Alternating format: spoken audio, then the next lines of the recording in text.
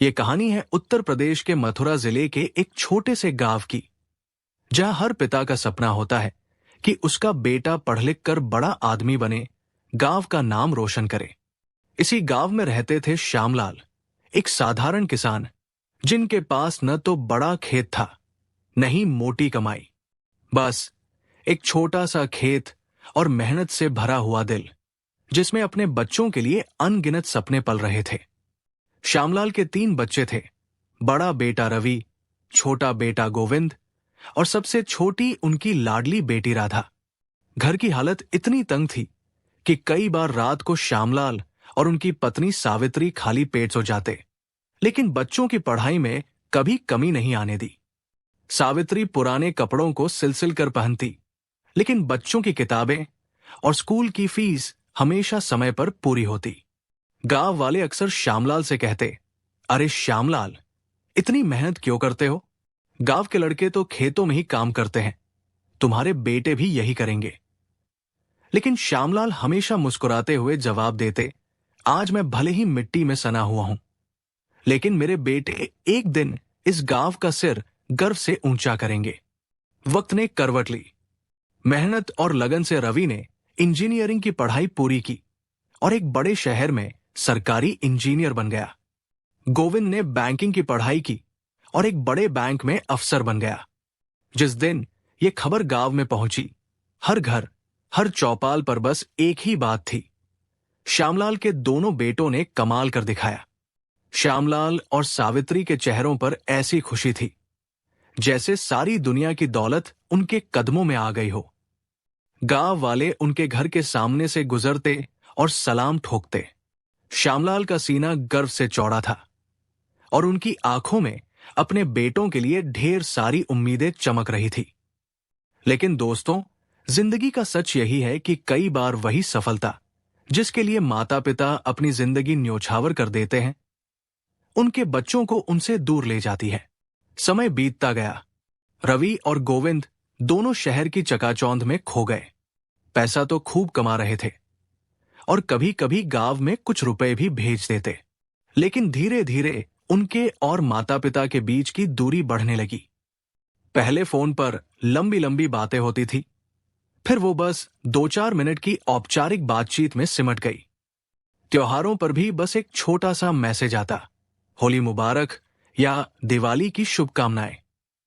सावित्री कई बार श्यामलाल से कहती, जी, बेटों से मिलने का मन करता है, क्यों ना हम शहर चलें? लेकिन श्यामलाल हर बार चुप हो जाते, सोचते बच्चे व्यस्त होंगे, उन्हें परेशान करना ठीक नहीं। फिर एक दिन श्यामलाल ने फैसला किया कि अब रवि की शादी कर देनी चाहिए। उन्होंने गांव में एक अच्छा रिश्ता देखा, एक संस्कारी परिवार की पढ़ी लिखी लड़की, ममता। जब पंडित जी ने कुंडली मिलाई तो बोले, श्यामलाल जी, सारे गुण मिल रहे हैं, अब देर न करें, रिश्ता पक्का कर दीजिए। श्यामलाल का मन खुशी से झूम उठा। उन्होंने तुरंत रवि को फोन लगाया, बेटा, तेरे लिए एक बहुत अच्छा रिश्ता देखा है, लड़की बहुत सुशील है, परिवार भी बहुत अच्छा। लेकिन फोन के दूसरी तरफ से रवि की आवाज सुनते ही श्यामलाल का दिल जैसे टूट गया। रवि ने गुस्से में कहा, पिताजी, आपने बिना मुझसे पूछे रिश्ता कैसे तय कर लिया? मैं गांव की लड़की से शादी नहीं करूंगा। मैं अब शहर में हूं, बड़े बड़े लोगों के बीच रहता हूं, मेरा स्तर अब गांव वालों से कहीं ऊपर है। इतना कहकर रवि ने फोन काट दिया। श्यामलाल का दिल जैसे किसी ने चाकू से चीर दिया हो। वो चुपचाप कुर्सी पर बैठ गए, माथे पर हाथ रख लिया। सावित्री ने डरते डरते पूछा, क्या हुआ जी? किसका फोन था? श्यामलाल की आंखों में आंसू थे। बोले, तेरा बेटा अब हमें छोटा समझने लगा है, कहता है गांव की लड़की से शादी नहीं करेगा। सावित्री का दिल कांप उठा। वो बोली, हे भगवान, ये मेरे बेटे को क्या हो गया? कई दिन तक दोनों पति पत्नी बस यही सोचते रहे कि आखिर गलती कहाँ हुई। एक दिन सावित्री ने कहा, जी, क्यों ना आप शहर जाकर रवि से बात करें, शायद सामने बैठकर समझाने से वो मान जाए। श्यामलाल चुप रहे, फिर बोले, सोच तो मैं भी यही रहा हूं, पर जेब में पैसे नहीं हैं। सावित्री ने अपने आंचल से कुछ छोटे छोटे नोट निकाले और श्यामलाल के हाथ में रख दिए। बोली, लो, ये थोड़े बहुत पैसे जोड़े हैं, कल सुबह की बस से चले जाओ। अगली सुबह श्यामलाल ने नहा धोकर भगवान के सामने दीपक जलाया, हाथ जोड़कर प्रार्थना की और एक छोटा सा बैग कंधे पर टांग लिया। सावित्री दरवाजे पर खड़ी थी, आंखों में नमी लिए। उसने कुछ और सिक्के निकालकर श्यामलाल की हथेली में रखे और बोली, जी, ज्यादा तो नहीं है, पर जितना है ले जाइए। और हां, बेटा चाहे कुछ भी कह दे, आप गुस्सा मत करना। श्यामलाल ने उसकी ओर देखा और बोले, वो अपने खून है, चाहे जैसे भी हो। मैं कोशिश करूंगा कि उन्हें समझा सकूं। बस अड्डे तक जाते जाते गांव की पगडंडियां, हरे भरे खेत और मिट्टी की सौंधी खुशबू श्यामलाल के दिल में उतर गई। लेकिन मन में बस एक ही सवाल था, क्या मेरे बेटे मुझे गले लगाएंगे? कई घंटों की यात्रा के बाद जब बस शहर पहुंची तो ऊंची ऊंची इमारतें, चमचमाते बाजार और भागती दौड़ती भीड़ देखकर श्यामलाल के कदम ठिठक गए। उन्होंने जेब से वो कागज निकाला जिस पर रवि के दफ्तर और घर का पता लिखा था। राहगीरों से पूछते पूछते वो आखिरकार रवि के दफ्तर के बाहर पहुंचे। गेट पर एक गार्ड खड़ा था। श्यामलाल ने झिझकते हुए कहा, बेटा, ये रवि इंजीनियर का दफ्तर है ना? मैं उनसे मिलने आया हूं। गार्ड ने उन्हें ऊपर से नीचे तक देखा। सादी धोती कुर्ता, पसीने से भीगा माथा और हाथ में पुराना बैग। उसे यकीन ही नहीं हुआ। उसने संदेह से पूछा, आप रवि साहब के कौन लगते हैं? श्यामलाल ने हल्की मुस्कान के साथ कहा, मैं उनका बाप हूं। गार्ड चौंक गया, फिर बोला, साहब तो मीटिंग में है, अभी नहीं मिल सकते, लेकिन उनका घर पास में ही है। छोटा भाई गोविंद वहां रहता है, चाहे तो मैं आपको वहां ले चलूं। श्यामलाल ने राहत की सांस ली और बोले, हाँ बेटा, घर ही ले चलो। गार्ड ने उनका बैग उठाया और साथ चल पड़ा। कुछ ही देर में वो उस शानदार बिल्डिंग के बाहर थे जहां रवि और गोविंद का फ्लैट था। घंटी बजी, दरवाजा खुला और सामने गोविंद खड़ा था। पिता को देखते ही उसकी आंखें चमक उठीं।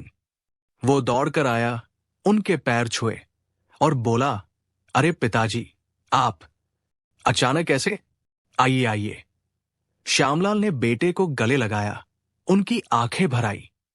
घर के अंदर का नजारा देखकर श्यामलाल हैरान रह गए। चमचमाता फर्श, महंगे सोफे, दीवारों पर बड़ी बड़ी पेंटिंग्स और कोने में रखा एक बड़ा सा टीवी। वो धीरे से बोले, बेटा, ये सब तो बहुत महंगा होगा ना? गोविंद हंसकर बोला, पिताजी, अब जमाना बदल गया है, शहर में ये सब आम है, अब हम भी बड़े लोगों में गिने जाते हैं। इतना कहकर उसने फ्रिज से ठंडा पानी निकाला और पिता को दिया। श्यामलाल ने बैग खोला और बोले, तेरी माँ ने तुम्हारे लिए देसी घी की पी और अचार भेजा है, कह रही थी कि तुम्हें बहुत पसंद है। गोविंद थोड़ा हंसा और बोला, पिताजी, अब ये सब कौन खाता है? आपने इतना बोझ क्यों ढोया? ये सुनकर श्यामलाल का दिल बैठ गया। वो धीमे स्वर में बोले, बेटा, मैंने तो मना किया था, लेकिन तेरी मां बोली कि शहर में ये सब कहां मिलेगा, इसलिए ले आया। रात के 8 बज चुके थे। श्यामलाल ने धोती और बनियान पहन ली और बरामदे में टहलने लगे। गोविंद घबराकर दौड़ा और बोला, पिताजी, आप ऐसे कपड़ों में बाहर मत जाइए, ये गांव नहीं, शहर है। लोग क्या कहेंगे कि हमारे घर में कोई देहाती आया है? श्यामलाल ने हैरानी से बेटे की ओर देखा। उनकी आंखों में आंसू छलक आए। बोले, बेटा, अगर कोई मुझे देहाती कह देगा तो मेरी इज्जत में क्या कमी आएगी? मैंने तो अपनी पूरी जिंदगी मेहनत मजदूरी करके तुम्हें पाला है, आज तुम्हें अपनी शान का डर लगने लगा? उनका गला भर आया। वो चुपचाप सोफे पर बैठ गए। गोविंद को अपनी गलती का एहसास हुआ। उसने पिता के पैरों के पास बैठकर कहा, पिताजी, मुझसे गलती हो गई, नाराज मत होइए। आइए, खाना खा लीजिए, मैंने आपके लिए गरम गरम रोटियां बनाई हैं। श्यामलाल चुप रहे, लेकिन उनके गालों पर आंसू बह रहे थे। रात गहराती जा रही थी। घड़ी 10 बजा चुकी थी। श्यामलाल ने पूछा, बेटा, रवि अभी तक क्यों नहीं आया? दफ्तर से तो कब का लौट आना चाहिए था। गोविंद ने धीमे स्वर में कहा, पिताजी, भैया अक्सर देर से आते हैं, कई बार तो रात के 2 बजे तक, और अगर काम ज्यादा हो तो दफ्तर में ही रुक जाते हैं। श्यामलाल का चेहरा उदास हो गया। बोले, बेटा, मैंने सोचा था कि सालों बाद अपने बेटों से मिलूंगा, एक साथ बैठकर खाना खाएंगे, लेकिन उसे तो अपने बूढ़े बाप से मिलने की फुर्सत भी नहीं। उन्होंने गहरी सांस ली और बोले, ठीक है, मेरे लिए डाइनिंग हॉल में चटाई बिछा दो, मैं 2 रोटियां खा लूंगा। गोविंद ने चटाई बिछाई और गर्मा गर्म रोटियां परोसी। खाते खाते श्यामलाल बोले, बेटा, खाना तो तूने अच्छा बनाया है, कम से कम इतना तो सीख लिया। गोविंद के चेहरे पर हल्की मुस्कान आई, लेकिन भीतर उसे डर था कि अगर पिताजी ने रवि का असली रूप देख लिया तो उनका दिल टूट जाएगा। रात के 12 बज चुके थे, लेकिन रवि का कहीं पता नहीं। श्यामलाल बेचैन हो उठे। बोले, गोविंद, मुझे उसके पास ले चलो। इतना भी क्या काम कि अपने बाप से मिलने का वक्त निकाल सके? गोविंद घबराया। पिताजी, इस वक्त वहां जाने का कोई मतलब नहीं। भैया शायद नशे में होंगे। श्यामलाल ठिठक गए। क्या? नशे में? गोविंद की नजरें झुक गई। बोला, हां पिताजी, वो कई बार दोस्तों के साथ शराब पीते हैं। मैं नहीं चाहता था कि आप ये सब देखें। श्यामलाल का दिल कांप उठा। बोले, हे भगवान, जिस बेटे को मैंने मेहनत से पाला, पढ़ाया, अफसर बनाया, वो शराब में डूब गया। उनकी आंखों से आंसू छलक पड़े। चल बेटा, अब तो और जरूरी है कि मैं उससे मिलूं, देखूं कि मेरा खून मुझे पहचानता भी है या नहीं। गोविंद मजबूरी में पिता को लेकर रवि के दफ्तर पहुंचा। दरवाजे पर खड़े श्यामलाल का दिल जोर जोर से धड़क रहा था। उन्होंने कांपते हाथों से दस्तक दी। अंदर से लड़खड़ाती आवाज आई, कौन है इतनी रात को? दरवाजा खुला और सामने रवि खड़ा था। लाल आंखें, शराब की बदबू और हाथ में गिलास। जैसे ही उसकी नजर पिता पर पड़ी, वो भड़क उठा।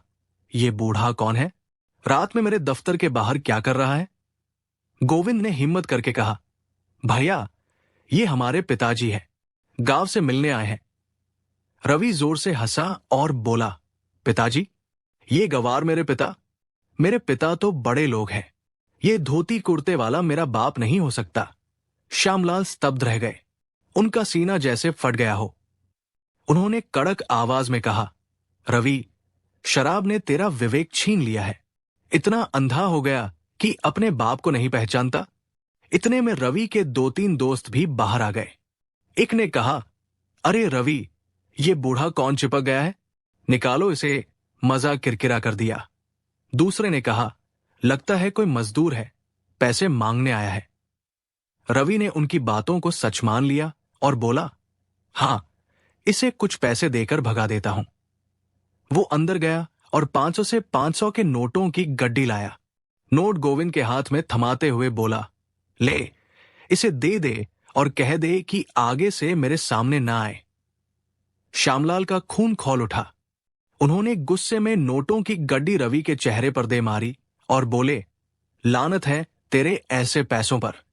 तू बड़ा आदमी बन गया, लेकिन अपने बाप को पहचानना भूल गया। आज से न तू मेरा बेटा, न मैं तेरा बाप। उनकी आवाज गूंज उठी। रवि हक्का बक्का रह गया। दोस्तों के सामने उसकी आंखें झुक गई, लेकिन शराब का नशा अब भी उस पर हावी था। श्यामलाल कांपते कदमों से गोविंद का सहारा लेकर वहां से लौट आए। उनकी आंखों में आंसू थे और होठ बुदबुदा रहे थे। हे भगवान, ऐसा बेटा क्यों दिया जो अपने पिता को ठुकरा दे? पूरी रात वो करवटें बदलते रहे। गोविंद पास बैठा उन्हें सांत्वना देने की कोशिश करता रहा, लेकिन वो जानता था कि पिता का दिल पूरी तरह टूट चुका है। सुबह 5 बजे दरवाजे की घंटी बजी। गोविंद ने दरवाजा खोला तो सामने रवि खड़ा था। चेहरा उतरा हुआ, आंखें लाल, लेकिन अब नशा उतर चुका था। गोविंद ने धीरे से कहा, भैया। रवि ने बिना जवाब दिए अंदर कदम रखा। बैठक में गए तो देखा श्यामलाल पूजा करके लौट रहे थे। उनके हाथ में माला थी और चेहरे पर थकान और दर्द की गहरी लकीरें। रवि उनके पैरों पर गिर पड़ा और फूट फूट कर रोने लगा। पिताजी, मुझे माफ कर दीजिए। कल मैंने नशे में जो कहा वो मेरी जिंदगी की सबसे बड़ी गलती थी। मैं अपने बाप को नहीं पहचान सका। मुझे एक मौका दीजिए। श्यामलाल ने गुस्से भरी नजर से उसे देखा और बोले, कौन है तू? मैंने तुझे नहीं पहचाना। मेरा बेटा तो गांव में रह गया है, जो अपनी मिट्टी, अपने संस्कार और अपने मां बाप को जानता है। तू तो कोई और है। मेरे लिए तू मर चुका है। रवि का चेहरा शर्म से लाल हो गया। वो उनके पैरों से चिपक कर रोता रहा। गोविंद ने कहा, पिताजी, भैया सचमुच पछता रहे हैं। शराब इंसान को अंधा कर देती है। एक मौका और दीजिए। श्यामलाल चुप रहे। कुछ पल बाद भारी स्वर में बोले, रवि, पैसे से आदमी बड़ा नहीं होता, अपने बड़ों की इज्जत से बड़ा होता है। मैंने रात को देखा, तेरे दोस्तों ने मुझे गाली दी और तू खड़ा तमाशा देखता रहा।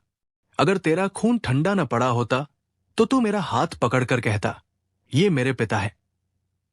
लेकिन तूने मेरी बेइज्जती देखी और अब माफी मांग रहा है। रवि फूट फूट कर रोते हुए बोला, पिताजी, उस वक्त मैं नशे में था। मुझे होश नहीं था कि क्या बोल रहा हूं। लेकिन आज जब आंख खुली तो सारी रात आपके शब्द मेरे कानों में गूंजते रहे।